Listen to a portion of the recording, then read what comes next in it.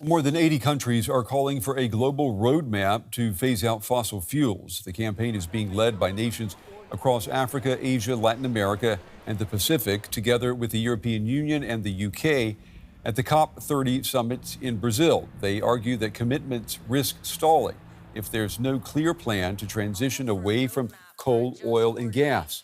Now, the host, Brazil, and a number of allies want the roadmap to be written into the summit's final agreement.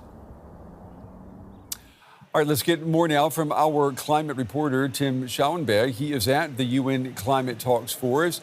So tell us more about this roadmap, Tim. Of course, Brand. Look, to protect the climate, to limit global warming, we need to phase out and transition away from coal, oil and gas. And what countries, even oil-producing countries like Saudi Arabia, but also Russia, and other major emitters agreed to 2 years ago was to transition away, to do exactly that. That was rather words, codes of international climate diplomacy. There was no how behind that. And this roadmap is exactly to do that, to find a way, to find a pathway, how to literally come together and define, yes, how much do we want to accelerate renewable energies? By when do we want to phase out what? Who can, which country, which region can do what in which capacity? And those are very important questions connected to this roadmap, which is on the table right now. And this is the COP of implementation. This could be a major step forward to solve a key question, of this entire conference in the mid and long term going forward. Yeah, and of course we have to talk about money here. Financing, of course, plays a huge part in this, particularly regarding climate adaptation, right? Yeah, exactly. I mean, one part is climate protection, and the other one is how do we deal with the consequences that we're already seeing. We have floods, droughts, storms all over the world. Some regions are more affected than others, and particularly vulnerable countries, which have less money, which have debt problems, are asking richer nations to chip in funds. They want to see 120 billion dollars per year to protect their economies and societies against the impacts of climate change. The problem is major emitters do not come with full pockets. They come with empty pockets here. The EU has just released their new climate target under heavy negotiations at home.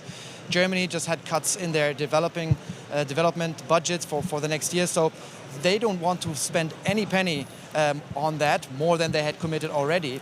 And this is going to be very difficult in the days to come. Other topics are also how to deal with indicators to make sure that the money that is flowing has an impact, really. Those are details, but adaptation is a hard topic here. Yeah, it's a hard topic this year. I know that had to be on the mind of the Brazilian president, who was back at the climate talks today. Tell us what the mood is like there right now.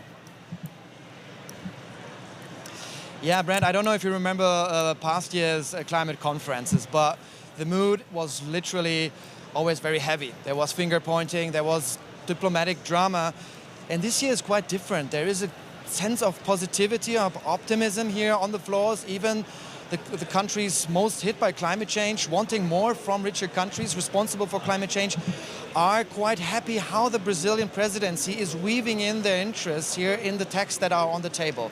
It's just Wednesday, so there are still days to go until we see a final result. But right behind me, there is President Lula coming in here to Belém once again, the second time, to talk to ministers bilaterally, basically the entire day, because he wants this climate conference to be a success. He puts it on as a priority in his own agenda, flying directly to the G20 from here, and that is a major sign. He puts political power into this process, and that is seen very positively among almost all parties.